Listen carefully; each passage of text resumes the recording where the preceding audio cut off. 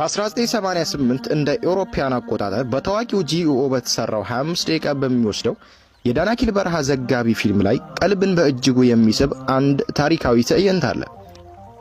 ቪዲዮ ገና ሲጀምር የምናየው ከ1974ቱ የፖለቲካ ለውጥ በፊት የአውሳ ሱልጣኔት አሊ ሚራ ሐንፈሪ በታንዳሆ የጥጥ እርሻ ውስጥ የሚያደርጉትን ግርማ ሞገስ ያለው ጉብኝት ነው። ይህ ምስል የቆየ ትዝታ ብቻም ሳይሆን የአፋርን ሕዝብ ከአስቸጋሪ የበረሃ ተፈጥሮ ጋር ተጋድሎ ወደ ዘመናዊ ልማት የተሸጋገረበት ወርቃማ ዘመንን ቁልጭ አድርጎ ያሳያል።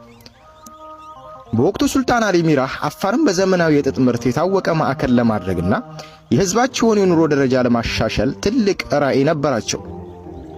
ከእንግሊዝ ሜሽን ኮስት ኩባንያና ከቀዳማዊ ኃይለ ሥላሴ መንግስት ጋር በመተባበር በአዋሽ ወንዝ ውሃ የሚለማውን የታንዳሆን ሰፊ የጥጥ እርሻውን አደረጉ።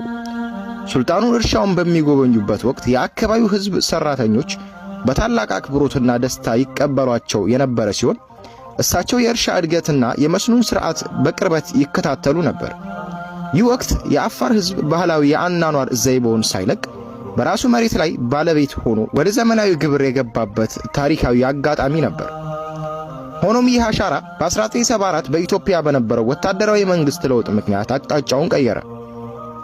የደርግ መንግስት መሬቱንና እርሻውን ብሔራዊ ማድረጉን ተከትሎ ሱልጣኑ ከአዲሱ ፖለቲካ ጋር ባልነበራቸው መስማማት ምክንያት ወደ ስደት ለማቅናት ተገደዱ።